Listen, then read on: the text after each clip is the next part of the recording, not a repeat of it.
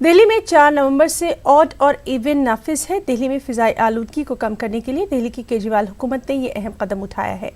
दिल्ली हुकूमत का कहना है कि फिजाई आलूदगी को कम करने के लिए दिल्ली में लागू ऑड इवन को दिल्ली के लोगों का साथ भी मिल रहा है, लेकिन वहीं कुछ ऐसे लोग भी हैं जो कि ऑड और इवन की पासदारी नहीं कर रहे। उनके खिलाफ बतौर जुर्माना 4000 का चालान भी काटा जा रहा है। आपको बताएं कि आज ऑड और इवन का चौथा दिन है। और वहीं दिल्ली में फिजाई आलूदगी में आज कमी देखी गई। आज लोधी रोड महकमा मौसमियात के एयर क्वालिटी इंडेक्स में 183 का आंकड़ा देखा गया। वहीं दिल्ली के आसपास के कुछ इलाकों में भी कम आलूदगी पाई गई। आज ऑड और इवन का चौथा दिन है और सड़कों पर गाड़ियों की तादाद में कमी की वजह से भी आलूदगी में किसी हद तक ये कमी देखी जा रही है। दिल्ली का बढ़ता प्रदूषण दिल्ली वालों के लिए बड़ी समस्या का सबक बन रहा है। लोग अपने घरों से निकलने में कताई बरत रहे हैं और कहीं ना कहीं जो लोग निकल रहे हैं वो मास्क का इस्तेमाल कर रहे हैं। इस वक्त मैं एयर क्वालिटी इंडेक्स के सामने मौजूद हूँ। आप देख सकते हैं ये मौसम विभाग द्वारा एयर क्वालिटी इंडेक्स मौसम विभाग के ठीक सामने बना हुआ है। इस बोर्ड में जानकारी दी जा रही है कि आज वायु की क्या गुणवत्ता है। अब PM10 की बात करें, देखिए PM10 183 है। हमने देखा कि बीते पिछले कुछ दिनों में PM10 की मात्रा 350 से ऊपर थी, 400 की रेंज में थी, मगर अभी देखिए गिरावट आ रही है। कहीं ना कहीं दिल्ली में अभी प्रदूषण थोड़ा कम हुआ है। ओजोन की बात करें, जो ओजोन हवा में इसकी मात्रा 25 है और नाइट्रोजन ऑक्साइड की मात्रा 23 है। तो आप देख सकते हैं कि बीते पिछले कुछ दिनों से जब दिल्ली में ऑड इवन का फॉर्मूला लागू हुआ, आज चौथा दिन है ऑड इवन का और सड़कों पे ऑड इवन के हिसाब से गाड़ी चल रही है। और प्रदूषण में भी हमने देखा कि थोड़ी सी गिरावट अभी हमने कुछ दिन पहले से रिकॉर्ड कर रहे हैं। और कहीं ना कहीं दिल्ली वालों के लिए एक खुशी की खबर हो सकती है कि अगर ऐसा ही चलता रहा तो प्रदूषण की जो समस्या है उससे निजात पाने में दिल्ली वालों को आसानी होगी। कैमरा पर्सन चंद्रदेव के साथ मैं रवि कुमार मिश्रा, न्यूज़ 18 नई दिल्ली। और इस बीच आज दिल्ली में कई इलाकों में हल्की बारिश देखने में आई। इससे फिजाई आलूदगी में कुछ हद तक कमी की उम्मीद है। मजीद जानकारी दे रही हैं हमारी नुमाइंदा रचना।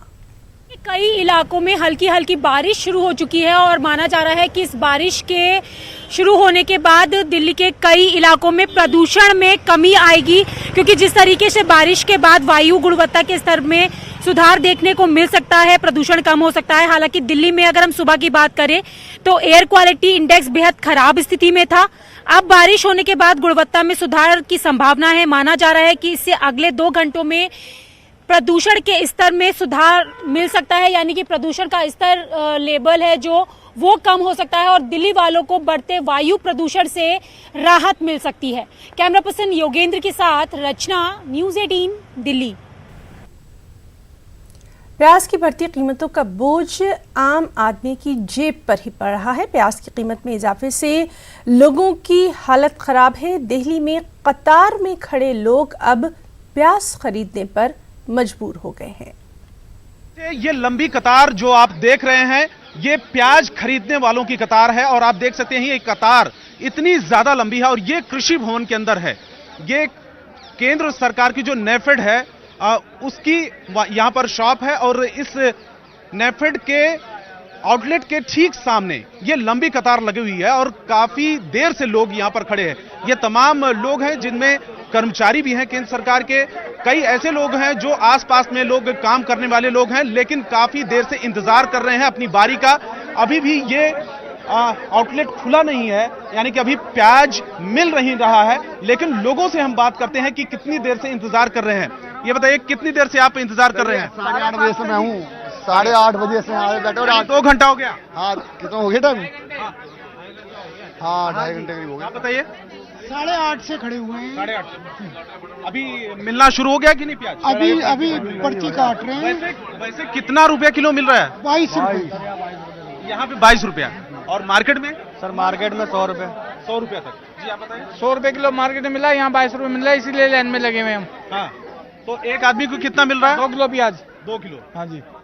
कहाँ काम करते हैं आप? उसे शास्त्री भवन में। शास्त्री भवन में। यानी कि 2-3 घंटा खड़े होकर आप इंतजार कर रहे हैं प्याज के लिए? जी, कितना टाइम लग जाए और किसी को नहीं पता, क्योंकि सर लाइन इतनी लंबी है और सर प्याज इतने स्टॉक के 3-4 घंटे लगते हैं, उसमें भी खत्म हो जाते हैं, नंबर नहीं आता। तो आम पब्लिक को पता भी नहीं कि यहाँ प्याज मिल रहे हैं। ये तो सिर्फ यही गवर्नमेंट एम्प्लॉय को ही पता चल रहा है इस मिनिस्ट्री में कि यहाँ मिल रहा है, बाकी आम पब्लिक के लिए तो कुछ है ही नहीं। मदर डेयरी में या सफल में जाए तो वहाँ आधा किलो कल मिला है प्याज, आधा किलो। अच्छा, आधा किलो किस रेट में मिला? वही यही रेट पे जो 22 यही रेट पे, यानी सिर्फ वहाँ पे आधा किलो, यहाँ पे 2 किलो। क्योंकि वहाँ पे 24 केजी स्टॉक आ रहा है। और सर को और कुछ लोगों से हम बात करते हैं यहाँ पे।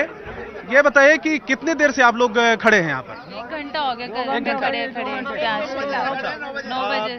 कहाँ पे काम करते हैं वैसे? यहीं पे ही काम करते कृषि भवन में? हैं, शास्त्री भवन में। शास्त्री भवन में। अभी ऑफिस का टाइम भी तो हो गया होगा? हो गया, पर क्या करें, वेट कर रहे हैं प्याज का कि तो अभी मिल छुट्टी जाए। लेके आए हैं कि प्याज खरीदना है? नहीं, बोल कर आए हैं ऑफिस में कि थोड़ा लेट हो जाएगा प्याज। हाँ, ऑफिस में बोल के आए हैं, थोड़ा लेट हो जाएंगे। वैसे मार्केट में जहाँ पे आप लोग रहते होंगे, आसपास के मार्केट में कितने रुपए किलो के हिसाब से? 80 रुपए 100 रुपए। अच्छा, हाँ, 1 घंटे से वेट कर रहे हैं? 1 घंटे से। 1 घंटे से ज्यादा। ये देखिए लंबी कतार की किस तरीके से दिक्कतें होती हैं जब प्याज के रेट बढ़ते हैं।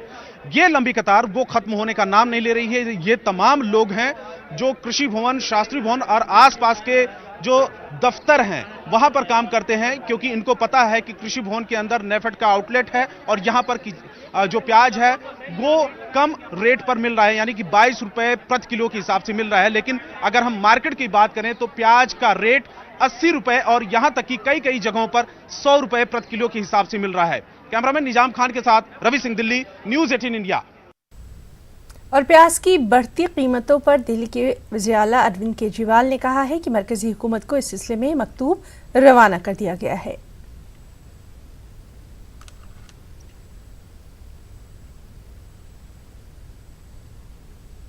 हमने कल ही चिट्ठी लिखी है और प्याज मांग रहे हैं हम केंद्र सरकार से, और ट्रक्स मांग रहे हैं। केंद्र सरकार से अभी प्याज आ नहीं पा रहा, तो जैसे ही केंद्र सरकार प्याज देगी हम वो तुरंत दिल्ली में डिस्ट्रीब्यूट करेंगे। दिल्ली में पुलिस के एहतजाज मामले को लेकर दिल्ली के एक वकील विनोद यादव ने बाकायदा आरटीआई दाखिल कर दी है। आरटीआई कारकुन ने मरकजी वजारत दाखिला, दिल्ली के एलजी और कमिश्नर से इस सिलसिले में जवाब तलब किया है और पूछा है कि दिल्ली पुलिस की जानिब से किया गया एहतजाज कानूनी था या फिर गैर कानूनी। आरटीआई कारकुन विनोद यादव ने यह भी पूछा कि 5 नवंबर को एहतजाज में शामिल होने वाले पुलिस ऑफिसर्स के खिलाफ किस तरह की कार्रवाई होनी चाहिए। काबिल जिक्र है कि चंद रोज पहले ही दिल्ली के 30 हजारी कोर्ट के बाहर पुलिस और वकीलों के दरमियान शदीद झड़प देखने में आई थी। करतारपुर कॉरिडोर को खोले जाने के मामले पर दिल्ली में ऑड इवन ज़ाब्ते में तब्दीली को लेकर दिल्ली सीएम अरविंद केजरीवाल ने कहा कि इस सिलसिले में हुकूमत गौर खौज कर रही है और मामले में कल तक कोई फैसला आने की उम्मीद है। डिसीजन कब होगा सर, छूट देने का या ना देने का? कौन सा वाला? वो 11 और 12 तारीख को। 11 और 12 को हम उनके भावनाओं को, सिख समाज की भावनाओं की कद्र करते हैं और गुरु नानक जी का गुरु पर्व दिवस है, 550वां साल है उनका, और उन्होंने कई सारे सिख ऑर्गेनाइजेशंस ने हमें रिप्रेजेंट किया है, उसके ऊपर चर्चा चल रही है। कल तक हम इस पे निर्णय ले लेंगे। दिल्ली में 30 हजारी कोर्ट में हुए मामले पर अभी भी वुकला एहतजाजी मुजाहरा ही कर रहे हैं। हमारे साथी सुशील पांडे ने इन वकीलों से खास बातचीत की। 30 हजारी में दिल्ली पुलिस और वकीलों के बीच में जो झड़प हुआ है, उस झड़प को लेकर सुप्रीम कोर्ट में जो तमाम वकील हैं, आप देख सकते हैं, विरोध कर रहे हैं। हालांकि इन लोगों की मांग यही है कि इस मामले में जो दोषी पुलिस वाले हैं उनको फिलहाल दोषी बनाया जाए और कंपनसेशन दिया जाए, लगभग 10 लाख रुपए। सुप्रीम कोर्ट के तमाम जो एडवोकेट हैं वो यहाँ पर मौजूद हैं, हम बात करेंगे इस मामले में। क्या आप लोगों की मांगे हैं जो विरोध प्रदर्शन आप कर रहे हैं? देखिए, कई तरह की मांगे हैं, लेकिन सबसे पहले तो ये है कि जो दोषी लोग हैं, दोषी पुलिस वाले हैं, उनको अरेस्ट करा जाना चाहिए। जो कोई भी ऐसा संज्ञान होता है, इट्स ए क्राइम, अगर कोई क्राइम होता है तो उसमें तुरंत अरेस्ट होते हैं। तो उसी तरीके से कल हाईकोर्ट ने 2 लोगों को सस्पेंड किया है और 2 लोगों को ट्रांसफर किया है, 2 डीसीपीज को।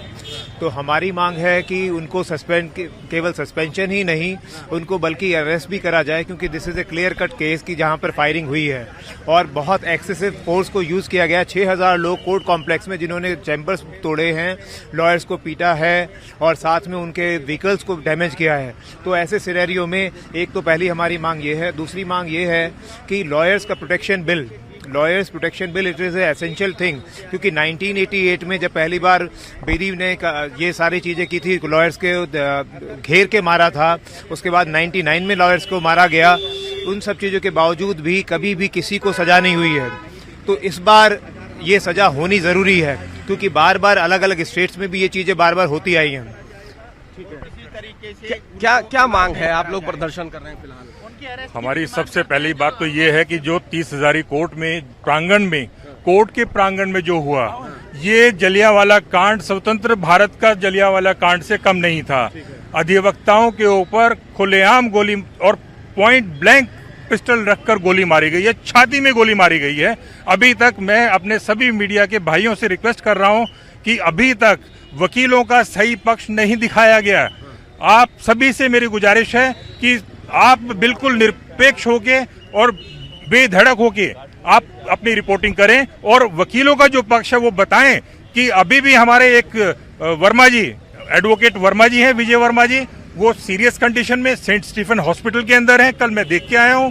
और बाकी जो हमारे साथी हैं, लगभग 100-150 इंजर्ड जो लोग हैं, उनका इलाज चल रहा है, लेकिन उनका कोई भी किसी भी तरीके का मीडिया में दिखाया नहीं गया। और लगभग पुलिस वालों का बताया गया कि इंजर्ड हैं, एक भी इंजर्ड नहीं है, एक भी इंजर्ड नहीं है। बार बार रिपीटेडली जो दिखाया जा रहा है, वीडियो दिखाए जा रहे हैं, वो गलत प्रचार किया जा रहा है। कितना कंपनसेशन आप लोग की मांग है और क्या जो स्ट्राइक आज है वो कंटिन्यू भी होने वाली है? हमारा 10 लाख रुपए जो इंजर्ड हैं उनके लिए कॉम्पनसेशन कम से कम होना चाहिए। और ये सरकार के ऊपर है, दिल्ली सरकार तुरंत केजरीवाल जी इसको अनाउंस करें और केंद्र सरकार से भी अनुरोध है कि वो भी इसके ऊपर कॉम्पनसेशन अनाउंस करे। स्ट्राइक कंटिन्यू रहेगी? आज तो 4 इनडेफिनेट है, अभी हम कह नहीं सकते। पूरे हिंदुस्तान से ये जो है हमें मैसेज मिल रहे हैं, पूरे हिंदुस्तान के वकील एक हैं और एक मंच से एक साथ आवाज उठ रही है। और हमारी एक और सबसे बड़ी मांग है, इसी के साथ हमें चाहिए lawyers protection act. Lawyers protection act नहीं होगा तो ये स्ट्राइक वापस नहीं होगी। पूरे हिंदुस्तान के लॉयर्स तो ये फिलहाल तमाम जो एडवोकेट हैं वो फिलहाल अपना विरोध प्रदर्शन कर रहे हैं। अब देखना इस मामले में ये है कि इनकी मांग यही है कि अगर लॉयर्स प्रोटेक्शन बिल और तमाम जो इंजर्ड एडवोकेट्स हैं उनको 10 लाख कंपनसेशन नहीं दिया जाएगा, तब तक ये स्ट्राइक कॉल ऑफ नहीं होगी। लेकिन बार काउंसिल ने कहा है कि आज ये विरोध प्रदर्शन दर्ज करा सकते हैं। अब देखना यह है कि क्या ये स्ट्राइक कंटिन्यू रहती है या नहीं। कैमरामैन सोनू के साथ सुशील पांडे, न्यूज़ 18 दिल्ली। और वहीं साकेत कोर्ट से हमारी साथी रचना ने भी वकीलों से खास बातचीत की है, आइए देखते हैं। सर, वकीलों के बीच जिस तरीके की तकरार चल रही है वो खत्म होने का नाम नहीं ले रही। इस वक्त मैं साकेत कोर्ट के बाहर खड़ी हुई हूँ और आज भी अधिवक्ताओं ने स्ट्राइक कर रखी है। आप देख सकते हैं कि मेरे पीछे तमाम जो वकील है वो भी खड़े हुए हैं। उनके हाथ में एक फूल भी नजर आ रहा है और वो लिटिगेंट जो लोग यहाँ पर आ रहे हैं अपने केस के लिए, उन लोगों को फूल देकर समझा रहे हैं। आखिरकार ये फूल देकर वो क्या मैसेज देना चाहते हैं, हम उन्हीं से बात करते हैं। सर, ये बताइए कि आज भी आप लोग स्ट्राइक पर हैं? बिल्कुल, हम स्ट्राइक पे हैं और अनिश्चितकालीन तक स्ट्राइक में हैं। जब तक कि जो पुलिस वाले ने हमारे भाई को गोली मारा है उसको अरेस्ट किया जाए, जब तक वो अरेस्ट नहीं होता है तब तक हम अनिश्चितकालीन स्ट्राइक पर रहेंगे। और हम किसी भी क्लाइंट को, किसी भी लिटिगेंट को मैं जाने से मैं नहीं रोकूंगा। अच्छा सर, ये फूल आपने दिया अभी एक लिटिगेंट को, इसका क्या कॉन्सेप्ट है? ये जो फूल हम दे रहे हैं ये शांति का प्रतीक। ये सफेद फूल जो होता है वो शांति का प्रतीक होता है। हम ये चाहते हैं कि हम जो भी स्ट्राइक कर रहे हैं वो शांतिपूर्ण रहेगा। हम किसी के साथ कोई भी किसी भी तरह का कोई भी काम ऐसा नहीं करेंगे जिससे कि उनको कुछ क्षोभ हो। तो आज लिटिगेंट्स को अंदर जाने दिया जा रहा है या नहीं? जाने दिया जा रहा है। वो हमारे अन्न देवता है, उनसे हमारी कोई दुश्मनी नहीं है। हम उसको हर समय बचाते हैं, वो हमारे पास आते हैं। जब पुलिस उस पर अन्याय करती है, लाठी चलाती है, तो हम उसे रोकते हैं, उसके खिलाफ हम पिटीशन आप लोगों ने डालते हैं। एक बात ये भी कही थी कि मीडिया रिपोर्टिंग पर बैन होना चाहिए, लेकिन आज सुप्रीम कोर्ट ने कह दिया कि इसके लिए आप लोग हाई कोर्ट जाइए। नहीं, मीडिया का बैन करने का मतलब सिर्फ सेंस इतना था कि जो आप लोगों ने जो ITO पर जो आपने ब्रॉडकास्टिंग दिखाया था, उससे क्या हुआ कि जैसे जैसे आपने ब्रॉडकास्टिंग किया वैसे वैसे वहाँ पे भीड़ जम। आप बताइए, आप लोगों ने मांग किया था मीडिया रिपोर्टिंग को लेकर, लेकिन वो बैन नहीं हुआ और मीडिया के साथ बदसलूकी भी की कहीं ना कहीं अधिवक्ताओं ने। मैडम, ऐसा हम लोगों ने किसी चैनल पे नहीं देखा है कि मीडिया के साथ कहीं बदसलूकी की गई, लेकिन जो शुरुआत जो हम लोगों का प्रोटेस्ट था उसमें हम लोगों ने देखा कि कुछ चैनल एक तरफा होकर दिखा रहे हैं। वो ये नहीं दिखा पा रहे हैं कि हाँ, जो पुलिस वाले ने जो वकीलों के साथ किया, जो लेडी मेंबर के साथ किया, उस चीजों को बिल्कुल हाइड कर दिया गया। अच्छा, आज भी आप लोग स्ट्राइक पर हैं, लेकिन लिटिगेंट्स को अंदर जाने दिया जा रहा है, तो काम पर यहाँ असर नहीं पड़ेगा? जी देखिए, काम पर तो असर पड़ेगा, लेकिन हम ये नहीं कह सकते कि पूरी तरह से काम जो है इस पे असर पड़ेगा। हमने मेन काउंसिल जो इसमें है, हमने उनको अभी रोका है, लेकिन अगर कुछ मेन ऑर्डर्स लगे हुए हैं या कुछ ऐसे डेट हैं अर्जेंट अगर कुछ है, तो हमने प्रॉक्सी काउंसिल को उसमें सबमिट किया है कि आप उसको अटेंड करें और इस तरीके से पब्लिक का कोई भी नुकसान नहीं होना चाहिए, डिस्टर्ब नहीं हो वो। तो यहाँ पर तमाम जो वकील हैं उनका कहना है कि हम नहीं चाहते कि पब्लिक परेशान हो, लेकिन मांग भी उनकी यही है कि जब तक गोली चलाने वाले पुलिसकर्मी को गिरफ्तार नहीं किया जाएगा तब तक ये स्ट्राइक इसी तरीके से जारी रहेगी। और आज जिस तरीके से उन्होंने अपने जो लिटिगेंट्स हैं उनको समझाया है, यानी कि वो कहीं ना कहीं फूल देकर ये संदेश देना चाहते हैं कि जो उनका विरोध है वो शांतिपूर्ण विरोध है और सिर्फ वो यही मांग कर रहे हैं कि पुलिसकर्मी की यहाँ पर गिरफ्तारी हो, उसको अरेस्ट किया जाए। कैमरा पर्सन योगेंद्र के साथ रचना, न्यूज़ 18 दिल्ली। मरकजी वजीर मुख्तार अब्बास नकवी ने कहा कि अयोध्या तनाज़े का फैसला चाहे जो कुछ भी हो, समाज में हम आहंगी कायम रहनी चाहिए। मुख्तार अब्बास नकवी से खास बातचीत की हमारे नुमाइंदे पवन ने। राम मंदिर पर फैसला बस कुछ ही दिनों में आना बाकी है। हमारे साथ बातचीत करने के लिए हैं केंद्रीय मंत्री मुख्तार अब्बास नकवी जी। सर, लगातार कोशिशें की जा रही हैं सरकार के द्वारा, संघ के द्वारा, बीजेपी के द्वारा कि माहौल सौहार्दपूर्ण बना रहे, फैसले के बाद कोई भी अनहोनी घटना। देखिए, पहली बात यह कि मुझे इस बात की बहुत खुशी है कि समाज का सभी हिस्सा, संप्रदाय एक मत का है कि जो भी फैसला होगा सुप्रीम कोर्ट का वो उसे स्वीकार भी करेंगे और उसका सम्मान भी होगा। और हम सब की ये सामूहिक जिम्मेदारी है कि कोई भी शक्ति, कोई भी ताकत देश के सौहार्द और एकता के ताने बाने को नुकसान ना पहुंचा पाए। उन्हें हम सबको मिल करके परास्त भी करना है, शिकस्त भी देनी है। सर, खबरें ये भी हैं कि प्रधानमंत्री जी ने खुद ये कहा है, सभी मंत्रियों को निर्देश दिए हैं कि समाज में फैसले के बाद सौहार्द बनाने में अपनी महत्वपूर्ण भूमिका। सभी का मत ये है कि सौहार्द और भाईचारे की डोर किसी भी रूप में कमज़ोर नहीं होनी चाहिए और हमें एकजुट होकर के इस दिशा में आगे बढ़ना चाहिए। प्रधानमंत्री जी ने मन की बात में बहुत स्पष्ट रूप से कहा था। धन्यवाद हमसे बात करने के लिए। साफ तौर पर कहना है नकवी जी का कि प्रधानमंत्री ने भी पहले भी कहा है और लगातार कह रहे हैं कि किसी भी स्थिति में माहौल खराब ना होने पाए। कैमरा पर्सन प्रहलाद के साथ पवन वानर की टीम, दिल्ली। दिल्ली कांग्रेस सदस्य सुभाष चोपड़ा का कहना है कि नवजोत सिंह सिद्धू के करतारपुर जाने पर ऐतराज नहीं होना चाहिए और सुभाष चोपड़ा से खास बात की हमारी नुमाइंदा रंजीता झा ने। दिल्ली कांग्रेस अध्यक्ष सुभाष चोपड़ा हमारे साथ है बात करने के लिए। सर, अभी आप मनमोहन सिंह जी से मिले, पूर्व प्रधानमंत्री, क्या था कार्यक्रम, किस वजह से मुलाकात आप लोगों की? अभी मैंने पहले भी आपको बताया कि हम लोग जो गुरु के चरणों में जो भेजी हमने, इसी कामना के साथ कि गुरु महाराज हमारे ऊपर कृपा करें, गुरु महाराज अपना हाथ हमारे शीश के ऊपर रखें, गुरु महाराज इतनी कृपा करें कि दिल्ली के निवासी, देश के निवासी और उनके परिवार में सुख समृद्धि हो। सर, नवजोत सिंह सिद्धू के करतारपुर जाने पर सवाल हो रहा है, आप किस तरह से इसे देखते हैं? देखिए, वो तो गुरु घर का सेवक है। अगर गुरु घर के सेवक को मैं हूँ, मैं गुरु घर का सेवक हूँ, अगर मेरे को नहीं जाने दिया, मैं नहीं जा पा रहा, लेकिन मुझे तकलीफ है, मेरे को मौका मिलेगा मैं सबसे पहले जाऊँगा। गुरु से बड़ा कौन है? मैं गुरु से बड़ा किसी को नहीं मानता, कोई सरकार को नहीं मानता, किसी इंसान को नहीं मानता। हम लोग की क्या औकात है? हमारी कोई औकात नहीं है। जो कुछ है उसी का है, उसी का दिया है वो ही देता है, और कोई नहीं। इससे बड़ी कोई चीज नहीं है। जाने पर कंट्रोवर्सी नहीं होनी चाहिए। There should not be any controversy, there is a question of any controversy. वो गुरु घर का सेवक है, गुरु घर का बेटा है। अगर गुरु घर के बेटों को गुरु के द्वार में जाने से रोका जाए तो इससे बड़ी शर्म की बात नहीं हो सकती। कैमरा पर्सन नागेंद्र के साथ रंजीता झा, न्यूज़ 18 नेटवर्क।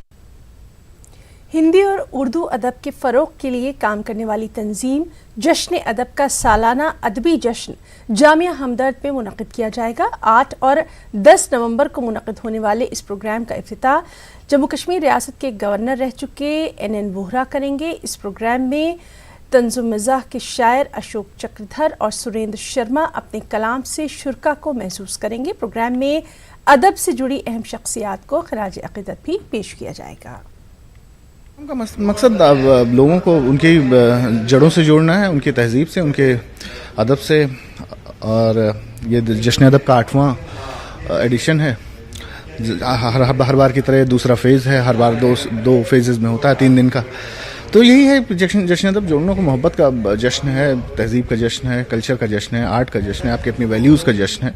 और जैसे लोग एक और युवाओं को साथ में जोड़ने का, क्योंकि यूथ बहुत ज़रूरी है इस वक्त आपकी अपने आप को पहचाने, और अपने आप को पहचानने के लिए उसकी अपनी संस्कृति को उसको पहचानने की ज़रूरत है। और अब खास बात मध्य प्रदेश छत्तीसगढ़ की खबरें। सबसे पहले सुर्खियां। अयोध्या मामले पर जल्द आ सकता है फैसला, पीएम ने की बयानबाजी से बचने की नसीहत। मध्य प्रदेश में भी police alert. PCC chief Mohan Markam ने मरकजी सरकार पर की तनकीद, कहा मरकजी सरकार नहीं खरीद रही है रियासत के किसानों का धान, रियासत से हीरे ले जा सकते हैं तो फिर चावल क्यों नहीं। और मसाजिद को नमाज के साथ नॉलेज और सोशल रिफॉर्म सेंटर बनाने की खास पहल। अपने मिशन को लेकर मसाजिद कमेटी ने भोपाल में किया मीटिंग का इनेकाद। मसाजिद कमेटी के जिम्मेदारान, शहर काजी और भोपाल के दानिश्वरों की शिरकत।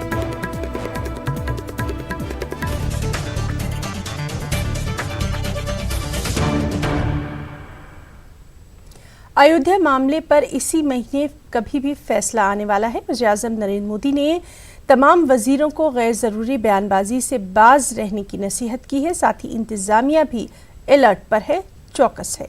एक रिपोर्ट।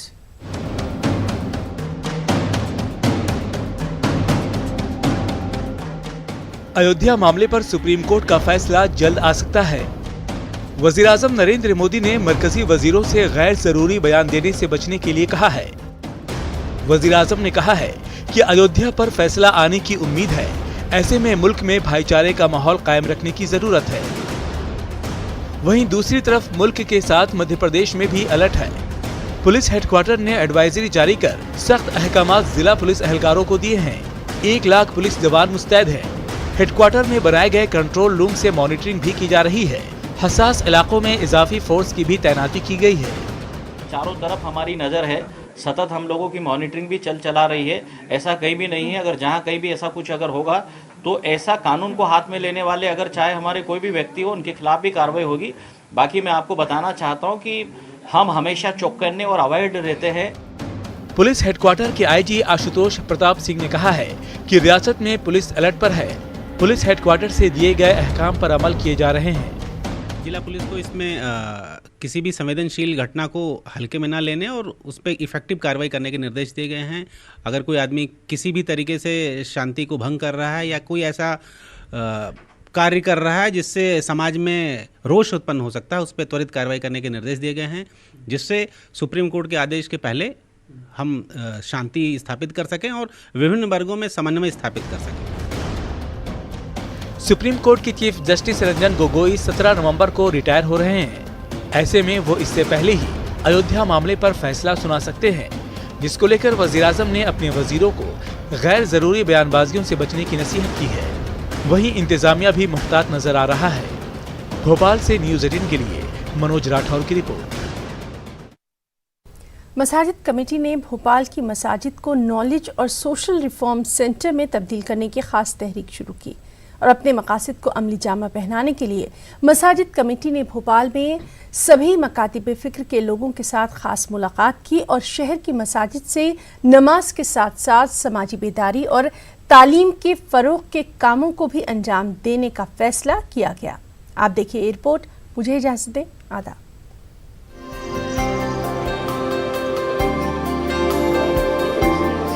भोपाल को मसाजिद का शहर भी कहा जाता है। शहर में 590 मसाजिद हैं। नमाज के बाद इन मसाजिद का और बेहतर क्या इस्तेमाल हो सकता है, इस पहलू पर गौर करने के लिए मसाजिद कमेटी ने भोपाल में दानिश्वरों की मीटिंग तलब की थी। ऐसे ही कोई शादी के मसले आते हैं, तलाक की नौबत आती है, तो यहाँ कज़ियात आने से पहले वो आपस में बैठ के मसले को सुलझाएं और कोशिश करें कि वहीं ख़त्म हो जाए। उससे अलग हट के सबसे ज़्यादा जो एजुकेशन की ज़रूरत हो रही है, जो बच्चे स्कूल नहीं जा सकते, कुरान पढ़ने अकाली आते हैं, तो उनको बेसिक इंग्लिश, मैथमेटिक्स, कंप्यूटर की एजुकेशन उन मस्जिदों से दी जाए। तो आज की मीटिंग का मकसद यही था कि तमाम अहले ईमान को मस्जिद से जोड़ा जाए और मस्जिद को एक मरकज़ी हैसियत हासिल हो और तमाम मामलात वहाँ पर, वो चाहे उसका ताल्लुक़ इबादत से हो, मामलात से हो, तिजारत से हो, माशरत से हो, अखलाक से हो, वहाँ से तय होना चाहिए। मसाजिद कमेटी के ज़ेर एहतमाम MP वक्फ बोर्ड की कॉन्फ्रेंस हॉल में मुनक़िदा मीटिंग में तालीम के मैदान में काम करने वाली समाजी तंजीमों के साथ यूनिवर्सिटियों के प्रोफेसर्स ने भी शिरकत की। मीटिंग में ड्रॉप आउट बच्चों के लिए क्लासेस और मसालिहती सेंटर शुरू करने की तजवीज़ रखी गई। देखिए, इसकी बहुत ज़्यादा ज़रूरत है और इस मकसद से की गई है कि जो हमारी मस्जिदें हैं, नमाज के अलावा और इबादत के अलावा भी वहाँ जो हमारे समाजी मसाइल हैं और सामाजिक जो सोशल प्रॉब्लम्स हैं, उन पर भी डिस्कशन हो और लोगों में सोशल अवेयरनेस भी पैदा की जाए। इसके अलावा एजुकेशन और सेहत और दूसरे मामलात पर भी उस पर वहाँ पर डिस्कशन हो और लोगों को समझाइश दी जाए कि अगर नमाज के बाद जो जगह बचती है और जो वक्त बचता है, क्योंकि मस्जिद में नमाज के लिए अगर देखें तो 2 से ढाई घंटे तक का इस्तेमाल हो जाता है, लेकिन उसके बाद ज़्यादातर मस्जिदों में खाली जो वो ये इमारत जो है वो खाली रहती है। कई जगह मदरसे चल रहे हैं या कई जगह कुछ छोटे मोटे सी और कुछ तालीम का मामला चल रहा है, लेकिन अगर इसको असरी तालीम से भी जोड़ दिया जाए, अगर दीनी तालीम के साथ साथ असरी कुछ कोचिंग सेंटर्स बन जाएं। मीटिंग में शहर की बड़ी तारीखी मसाजिद से तालीमी और समाजी रिफॉर्म्स के काम को शुरू करने का फैसला किया गया है। न्यूज़ 18 उर्दू के लिए भोपाल से मेहताब आलम की रिपोर्ट।